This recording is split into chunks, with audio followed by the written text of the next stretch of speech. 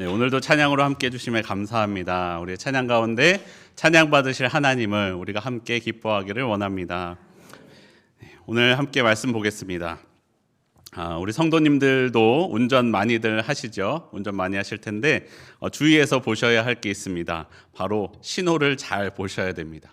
여러분, 제가 특별히 알려드리면 빨간불엔 멈추고 초록불엔 가셔야 됩니다. 당연하죠. 우리가 잘 알고 있습니다. 그런데 이 빨간불과 초록불이라는 이 아주 간단한 신호가 차들이 다닐 때에 사고가 나지 않도록 지켜주고 있습니다. 또 그런데 생각보다 많은 사람들이 이 빨간불과 초록불을 지키지 않고는 합니다. 왜 그럴까요? 조금 더 빨리 가고 싶어서 그렇습니다. 자기가 조금 더 빨리 가려고 합니다. 그래서 그런 사람들을 향하여 예전 도로에는 가끔 이런 글귀가 보이고는 하였습니다. 5분 먼저 가려다 50년 먼저 간다. 다들 알고 계시죠? 규칙을 벗어나면 빨리 갈 수 있을 것 같은데 그러다가 아주 가는 길이 생깁니다.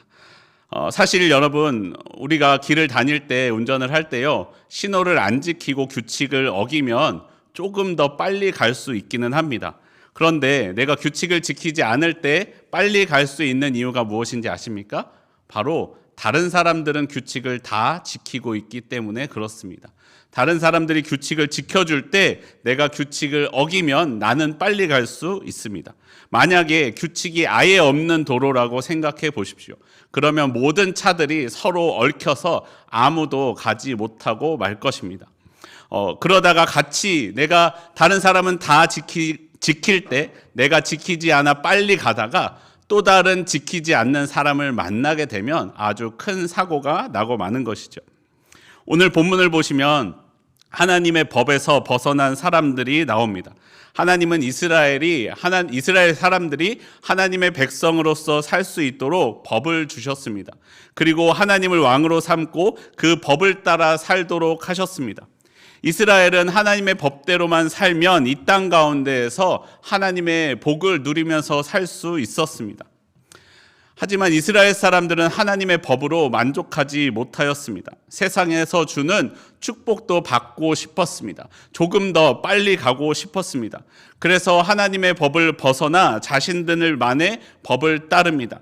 그것이 지금 자신을 조금 더 빨리 가게 해준다고 생각했기 때문입니다. 하지만 여러분, 이스라엘 가운데 그들의 삶에 모두 법이 없어졌을 때, 그들 가운데 기준이 없어졌을 때 그들의 삶은 무너지게 되어 있습니다. 하나님의 법을 따르지 않고 세상의 이익만을 쫓아 기준 삼아 살아가니 자신을 지키고 있던 모든 것들이 사라져 버렸습니다. 여러분, 제가 수요 예배 시간에 계속해서 설교를 해오면서 사사기 말씀 보아왔습니다. 이제까지는 사사들을 중심으로 한 이야기에서 하나님의 우리를 향한 말씀을 보았습니다. 그런데 사사기에 이제 더 이상 사사들은 나오지 않습니다. 그런데 사사기 저자는 아직 남아있는 이스라엘 가운데 있었던 이야기들을 통하여 당시에 타락해 있던 이스라엘의 모습을 보여줍니다. 사사기의 에필로그와 같은 것이죠. 우리가 잘 알고 있는 말씀으로서 이들의 상황이 모두 다 요약돼서 말씀됩니다. 사사기 17장 6절 말씀입니다. 함께 한 목소리로 읽겠습니다. 시작. 그때에는 이스라엘에 왕이 없었으므로 사람마다 자기 소견에 옳은 대로 행하였더라. 그들에게는 하나님이 왕이셨어야 했지만 이스라엘은 하나님을 왕으로 대하지 않았습니다. 각 사람들이 각자 자기의 기준을 가지고 살았습니다. 하나님은 그것을 옳지 않다라고 말씀하고 계시는 것입니다. 하나님을 왕으로 삼지 않는 이스라엘의 모습을 통하여 오늘날 저와 여러분의 모습을 되돌아보는 시간이 되기를 원합니다. 오늘 말씀은 에브라임 산지에 살고 있는 미가라 이름하는 사람으로부터 시작합니다. 아마 미가의 아버지는 이미 죽었고 그의 집은 매우 돈이 많았던 것 같습니다. 그 당시의 특성상 장자였던 미가가 아버지의 집안의 재산의 모든 것을 물려받았을 텐데 어머니에게도 은 1,100이 있었을 정도였습니다. 우리가 들릴라 이야기에서 보았던 것처럼 은 한 세겔을 4일치 품삯으로 계산하면 은 1,100은 약 3억 5,200만 원입니다. 여러분, 우리 다들 집에 잃어버릴 3억 5천만 원 정도씩은 있으시잖아요. 그렇죠. 그거 다 집에 쌓아놓고 계시잖아요. 그것을 잃어버릴 정도로 집에 아주 돈이 많았던 사람이었습니다. 결코 적지 않은 돈이었습니다. 그런데 그 적지 않은 돈을 어머니가 잃어버렸습니다. 그래서 어머니는 그 가져간 누군가를 향하여 아주 심한, 차마 성경에 기록하지 못할 심한 저주를 퍼부었던 것 같습니다. 그리고 그 이야기를 아들이었던 미가가 들었습니다. 미가는 어머니의 저주를 듣고는 무서운 생각이 들었나 봅니다. 그래서 그제서야 어머니에게 내가 그것을 가져갔노라고 어머니에게 고백합니다. 여러분, 어머니라면, 진짜 어머니라면 이때 어떻게 해야 됩니까? 무엇보다 먼저 아들을 훈계해야 되지 않겠습니까? 그야말로 매를 대야 되지 않겠습니까? 어머니라면 자신의 돈을 가져간 아들을 향하여 매를 드는 것이 마땅합니다. 물론 여러분, 자녀에게 매를 드실 때 그것이 우리의 마음을 더 아프게 하기도 합니다. 사랑의 매를 드는 것은 부모에게도 괴로운 일입니다. 하지만 아들을 바른 길로 가게 하기 위하여 꼭 거쳐야만 하는 과정이었습니다.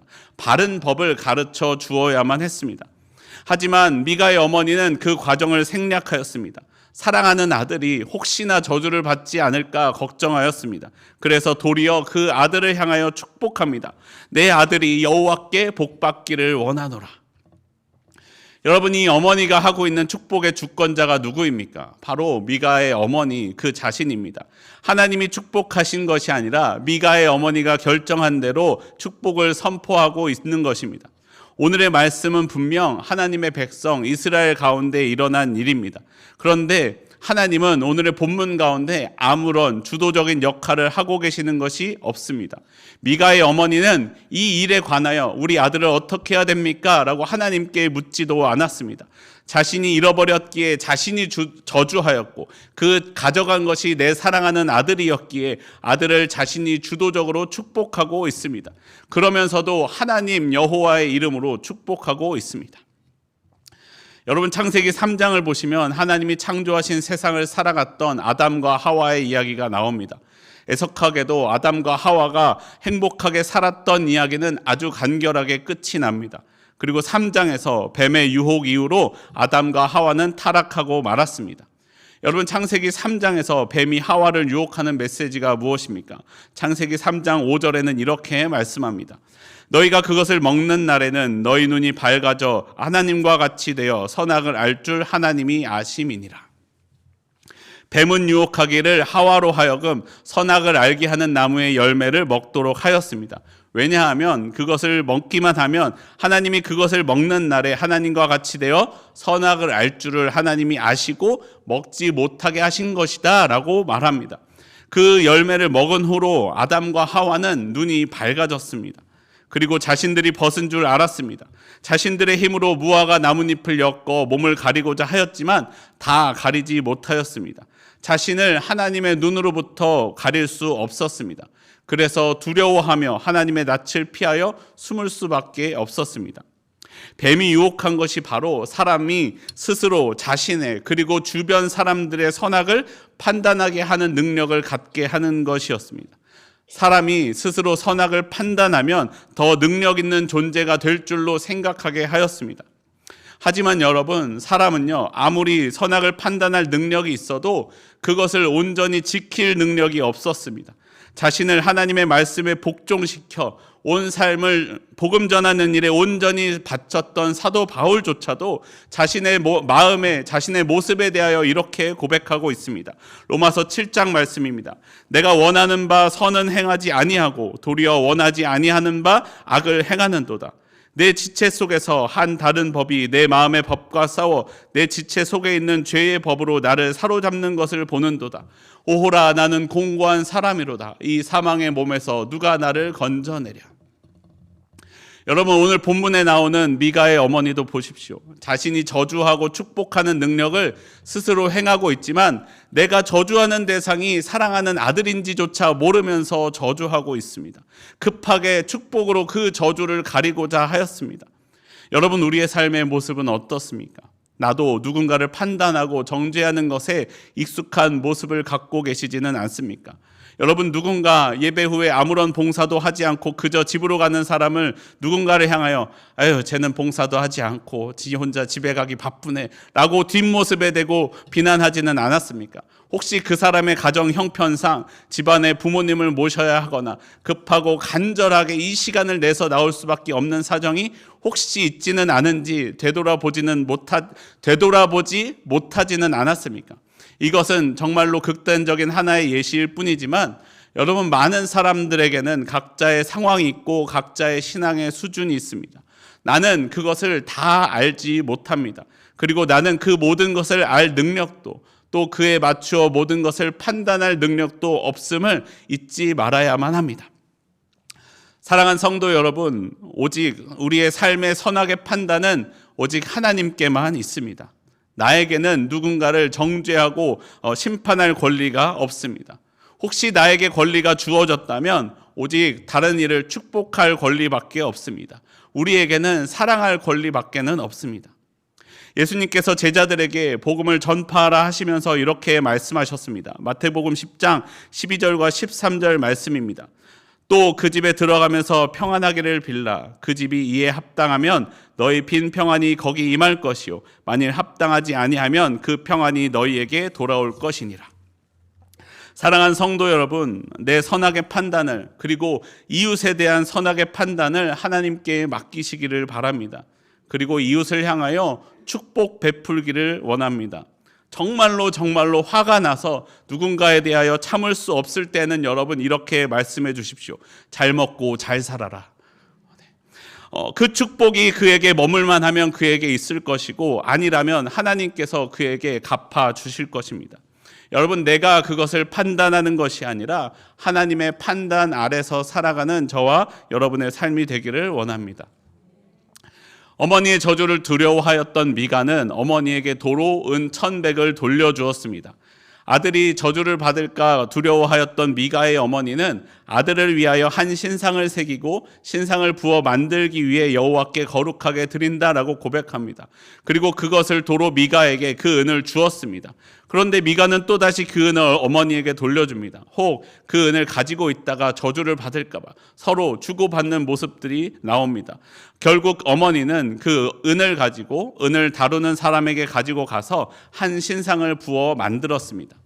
여러분, 그런데 그 잃어버렸던 은은 1,100이었는데 단지 은 200을 가지고 신상을 만들었습니다.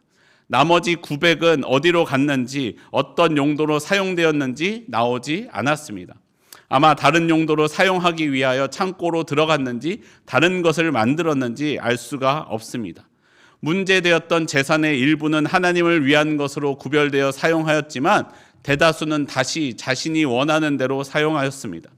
그러한 모습을 볼 수 있는 장면이 또 있습니다. 사사기 17장 5절의 말씀입니다. 17장 5절 말씀 우리 함께 한 목소리로 읽겠습니다. 시작. 그 사람 미가에게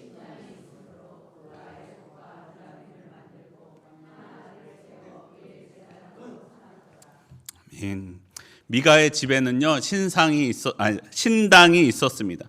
우리말로는 신당이라고 번역되었지만 히브리어로 보면 벳 엘로힘, 하나님의 집이라는 의미를 가지고 있습니다. 개인의 집에 하나님께 구별된 성소가 있는 것입니다. 성전이 있는 것입니다. 그리고 그곳에는 이상하게도 에봇과 드라빔이 있었습니다. 여러분, 먼저 에봇은요 본래 대제사장이 입는 옷입니다. 미가는 대제사장이 아니었습니다. 그런데 그 대제사장이 입는 옷을 개인이 소유할 수 없는 그것을 미가가 개인의 집에 있는 신당에 그것을 모셔놓고 있었던 것입니다. 게다가 여러분, 그 미가의 집에 있는 성소에 구별된 그곳에는 에봇뿐만 아니라 드라빔도 있었다라고 말씀합니다. 드라빔은 그 당시 중동 지역에 있었던 가족 우상의 일종으로서 그 당시 그 지역에 널리 퍼져 있었던 양식입니다. 가문의 지도권을 나타내기도 하고 점을 칠 때 사용하기도 하였습니다. 하지만 분명한 것은 드라빔은 하나님을 예배할 때 사용했던 도구는 아니라는 것입니다. 그런데 그것이 하나님의 집이라고 하는 곳에서 하나님의 제사장이 입는 에봇과 함께 있었던 것입니다. 여러분 보시면요, 미가가 그리고 그의 어머니가 하나님을 믿지 않았던 것은 아닙니다. 하나님의 이름으로 축복도 하고 하나님이 복을 내려주실 것을 기대하고 있는 모습들이 여전히 그들 가운데 있었습니다. 그리고 그들의 집에 하나님의 집을 지어두기도 하였습니다. 하지만 여러분, 그들은 하나님을 섬겼지만 하나님만 섬기지는 않았습니다. 하나님이 아닌 다른 신들도 함께 섬기고 있었습니다. 하나님을 위한 신상을 만들면서도 혹시나 다른 신을 위한 신상을 만들어야 하지는 않을까 하여 900을 감춘 것은 아닐까 생각해 봅니다. 다른 상황을 위해 900의 은을 따로 두었습니다. 하나님을 위해 하나님의 집을 짓고도 에봇을 만들었으면서도 그곳에 다른 우상 드라빔도 함께 두었습니다. 여러분, 이런 모습이 비단 미가에게서만 나타나는 모습이겠습니까? 여러분, 오늘날 우리에게도 이와 같은 모습이 있습니다. 우리의 삶에서 어떤 부분에서는 하나님께 순종합니다. 하지만 어떤 다른 부분에 있어서는 내가 바라는 대로, 내가 원하는 대로 내 삶의 영역을 남겨둡니다. 하나님께서 혹시 내가 원하는 축복을, 물질을, 관계를 주시지 않을 때를 대비하여 세상적인 보험을 들어두는 경우들이 있습니다. 여러분, 오늘날 여러분 가운데는 그런 분이 계시지 않겠지만 아주 과거에 들리는 소문 가운데는 그런 이야기도 있었습니다. 교회에서 권사님들끼리 모여서 점집에 간다는 이야기 말입니다. 여러분은 안 그러시겠죠. 여러분, 그리고 혹시 요즘 유행은 아니지만 많이 유행하는 청년들끼리 모여서 혹시 타로 카페 같은 곳을 찾아가지는 않을까요? 혹시 걱정이 됩니다. 아마 그러지 않을 것입니다. 여러분, 이것은 노골적으로 드러난 이야기이기는 하지만 이것이 이렇게 드러나게 나오지 아니하고 감추어져서 나타날 수도 있습니다. 여러분, 내가 내 삶의 모든 부분을 세상 사람들처럼 살아갑니다. 세상 사람들처럼 오직 이익만을 위하여 다른 사람을 짓밟고 올라섭니다. 속이고 빼앗아서 나의 만족을 위해 살아갑니다. 그러다가 일요일이 되면 주일이라고 부르면서 하나님께 나와 예배를 드립니다. 본래 여러분, 주일이라고 부를 때는 내 모든 삶을 거룩하게 드리면서 그 중에 하루를 구별하여 하나님께 드리는 것입니다. 내 삶에 실상 하나님께 드리는 것은 내 모든 삶이 아니라 오직 7일 중에 하루, 주일만 하나님께 드리면서 나머지는 나를 위해 남겨두는 모습이 우리 가운데 있지는 않습니까? 나만을 위해 사용하고 나만을 위해 살아가는 모습이 있지는 않습니까? 그러면서도 나는 하루를 드렸으니 하나님 내 삶에 축복해 주세요 라고 기도하고 있지는 않습니까? 여러분, 내 삶에 오직 하나님만이 나의 하나님 되시기를 바랍니다. 오직 하나님만이 내 모든 삶의 주권자가 되시기를 바랍니다. 내 삶의 어떤 영역에서 역사하시는 하나님이 아니라 내 삶의 모든 영역 가운데 여전히 살아계셔서 역사하시는 하나님과 함께 살아가는 저와 여러분의 삶이 되기를 원합니다. 오늘 본문에서 미가와 어머니가 그리고 그 당시 이스라엘 사람들이 스스로 축복의 주체자가 되며 하나님과 세상을 겸하여 섬겼던 것은 모두 다 물질에 기반한 신앙이었기 때문입니다. 오늘 본문에는 또 다른 등장인물이 한 명 더 나옵니다. 사사기 17장 7절과 8절 말씀입니다. 우리 함께 한 목소리로 읽겠습니다. 유다 가족에 속한 유다 베들레헴에 한 청년이 있었으니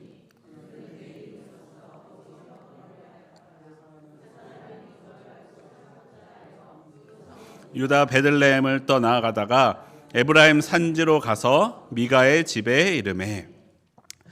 여기 나오는 이 청년은 레위인이었는데 유다 가족에 속한 유다 베들레헴에 살고 있었습니다. 그런데 그가 거주하던 베들레헴을 떠나 에브라임 산지로 이동하고 있었습니다. 왜냐하면 새롭게 거주할 곳을 찾고 있었기 때문입니다. 여러분, 본래 이스라엘 사람들은요, 아무 곳에서나 살 수 없었습니다. 하나님께서 여호수아를 통하여 배정해 주신 곳에 살아야만 했습니다. 그런데 12지파에게 땅을 배분해 주시는데 야곱의 12아들들 중에서 요셉에게는 장자의 몫인 2배에 해당하는 재산을 줍니다. 2배의 몫을 배분해 줍니다. 그래서 요셉의 아들인 에브라임과 므낫세가 각각 다른 아들들과 같은 한 몫씩 받게 되었습니다. 그리고 레위에게는 별도로 땅을 배분해 주지 않았습니다. 여호수아 14장 4절에서는 이렇게 말씀합니다. 이는 요셉의 자손이 므낫세와 에브라임의 두 지파가 되었습니다. 이 땅에서 레위 사람에게 아무 분깃도 주지 아니하고 다만 거주할 성읍들과 가축과 재산을 위한 목초지만 주었으니 라고 말씀합니다. 그림을 한 장 보시면요, 지도가 너무 작아서 잘 보이지가 않습니다. 네, 그런데 보시면 자세히 보시면 보이시나요?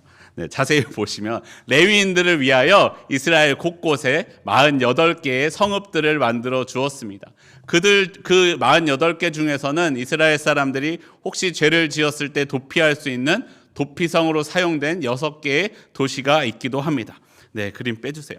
레위 지파에게는 별도로 땅을 배분해 주시지 않았고 각 지파들이 있는 곳곳에 레위인들의 성들을 만들어 두었습니다. 그리고 각 지파에서 그 군데군데 성읍들을 주고 몇 개는 도피성으로 지정해 주기도 하였습니다. 레위 지파는 이스라엘 내에서 제사장의 역할을 하기도 하고 오늘날 우리에게는 경찰이나 공무원 같은 역할을 하기도 합니다. 그러한 임무를 맡기시기 위하여 그렇게 하셨습니다.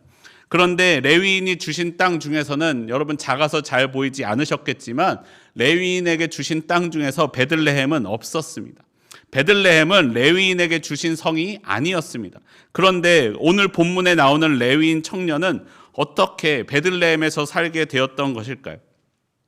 여러분, 그 당시 이스라엘 사람들은 레위인들이 살고 있는 성읍에 자주 가야만 했습니다.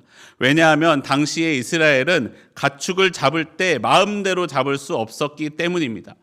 피는 생명이기에 동물의 피라도 피를 땅에 흘리는 것은 금지되어 있었습니다. 그래서 고기를 먹기 위해서는 제사장에게로 가서 하나님께 화목 제사를 드린 후에 제사장에게 가슴살과 넓적다리살을 주고 나서 나머지 고기들을 먹을 수 있었습니다. 보통은 아까 각 지파에 그 성들이 퍼져 있었기 때문에 자신들이 살고 있는 성읍에서 반나절 정도의 거리를 가면 레위인들이 살고 있는 성읍으로 갈 수 있었고 그곳에서 제사를 드리고 고기를 먹고는 하였습니다. 그런데 여러분, 점차 인구가 증가하게 됩니다. 레위인들의 인구도 늘어나고 이스라엘 사람들의 숫자도 늘어나게 되었습니다. 하지만 대가족 사회였기 때문에 한 가족에서 사람이 늘어나도 제사에 쓰이는 재물이 늘어나지는 않았습니다. 우리 상 차릴 때 우리는 20명이 모이니까 이만큼 차리고 10명이 모이니까 더 작게 차리고 하지 않지 않습니까? 그냥 원래 차리던 대로 그대로 차리게 됩니다.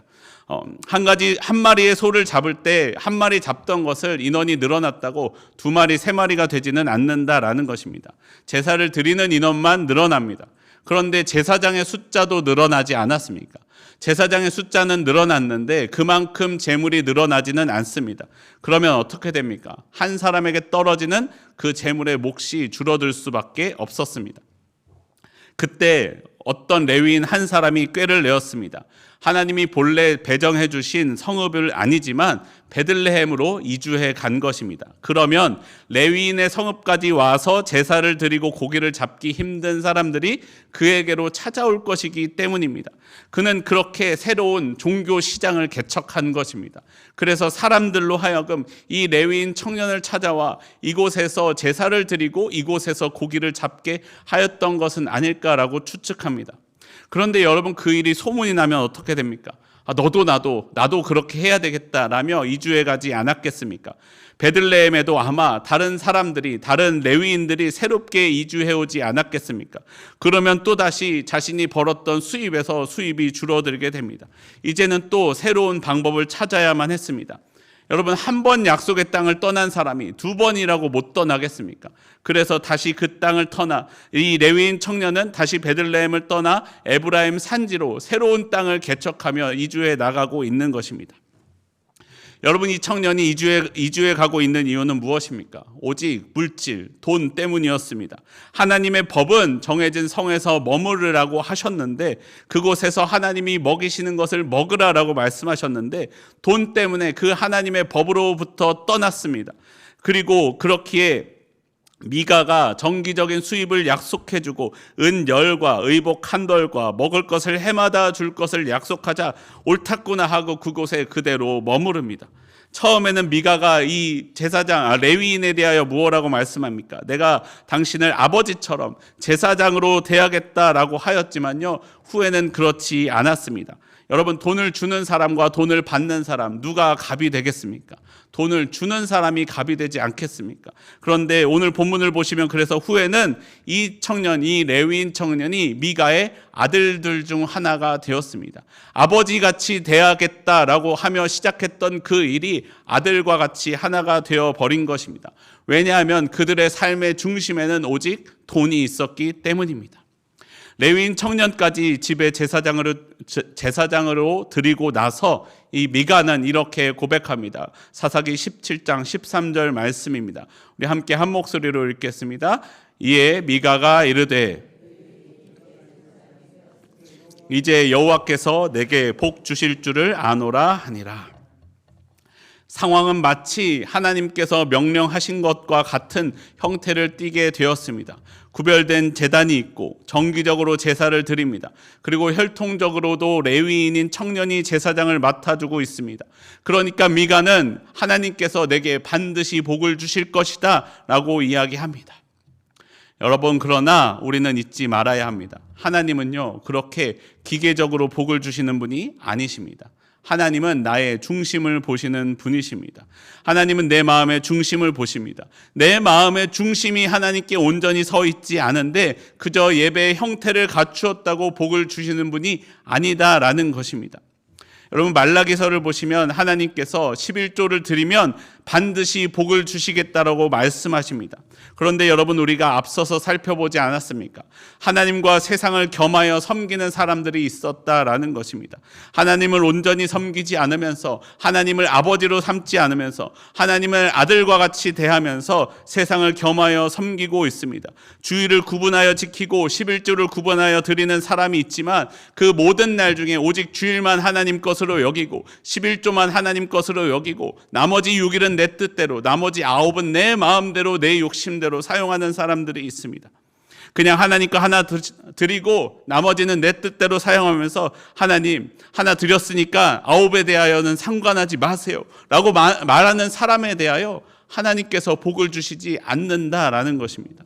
여러분, 하나님은 그런 이에게 하나님의 복을 내려주시지 않음을 우리는 기억해야 됩니다. 사랑하는 성도 여러분, 내 마음의 중심에는 무엇이 있습니까? 나의 마음을 붙들어주고 있는 법은 무엇입니까? 세상 사람들처럼 돈이 그리고 명예를 따라 살아가고 계십니까? 아니면 하나님의 법을 붙들고 하나님을 나의 왕 되신 분으로 모시며 살아가십니까? 우리가 하나님의 법을 쫓아 살아갈 때 우리 가운데 하나님이 역사하십니다. 내가 하나님을 왕으로 삼아 살아가는 저와 여러분의 삶이 되기를 소원합니다. 세상 사람들이 아무리 돈이, 명예가, 권력이 나를 붙들어준다, 나를 지켜준다라고 이야기하지만 나는 나를 지키시는 하나님이 나의 왕되심을 고백하는 저와 여러분의 삶이 되기를 원합니다. 세상 사람들이 모두 왕이 없이 자신이 보기에 옳은 대로 어떤 이는 돈을 쫓아, 어떤 이는 명예를 쫓아 살아갈 때, 어떤 이는 권력을 쫓아 살아갈 그때에 우리는 하나님을 왕으로 삼아 하나님의 말씀대로 행하며 살아가는 저와 여러분의 삶이 되기를 소원합니다. 우리 함께 찬양하고 기도하겠습니다. 우리에게 소원이 하나 있네. 우리 함께 찬양하겠습니다.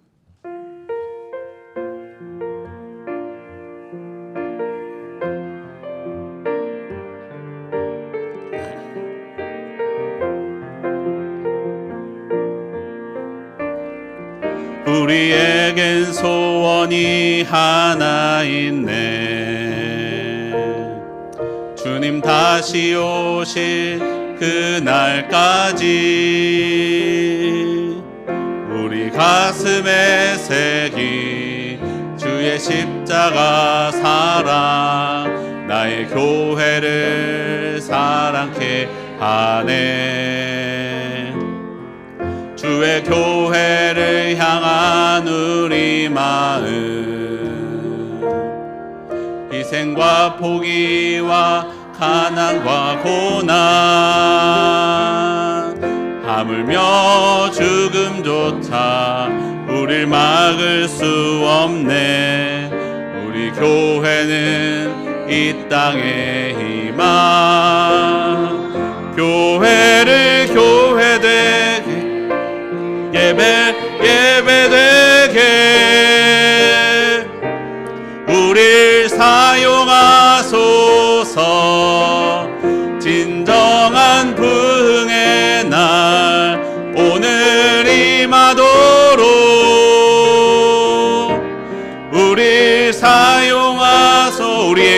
소원이 하나 있네.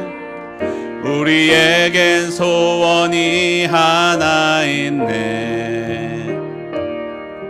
주님 다시 오실 그날까지 우리 가슴에 새긴 주의 십자가 사랑, 나의 교회를 사랑케 하네. 주의 교회를 향한 우리 마음, 희생과 포기와 가난과 고난, 하물며 죽음조차 우릴 막을 수 없네. 우리 교회는 이 땅의 희망, 교회를 교회되게, 예배를 예배되게 우릴 사용하소서. 진정한 부흥의 날 오늘 임하도록 우릴 사용하소서. 성령 안에 예배하리라. 성령 안에 예배하리라. 자유의 마음으로 사랑으로 사역하리라. 교회는 생명이니 교회를 교회되게, 예배를 예배되게 우릴 사용하소서. 진정한 부흥의 날 오늘 임하도록 우릴 사용하소서.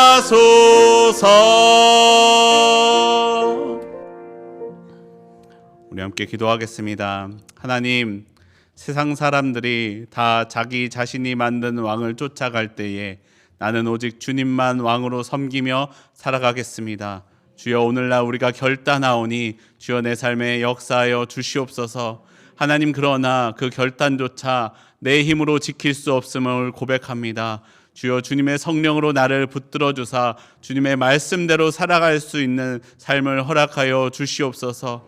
나를 주님의 법을 알게 하심에 감사합니다. 주여, 그 아는 법대로 말씀대로 내 삶을 지키며 살아가게 하여 주시옵소서.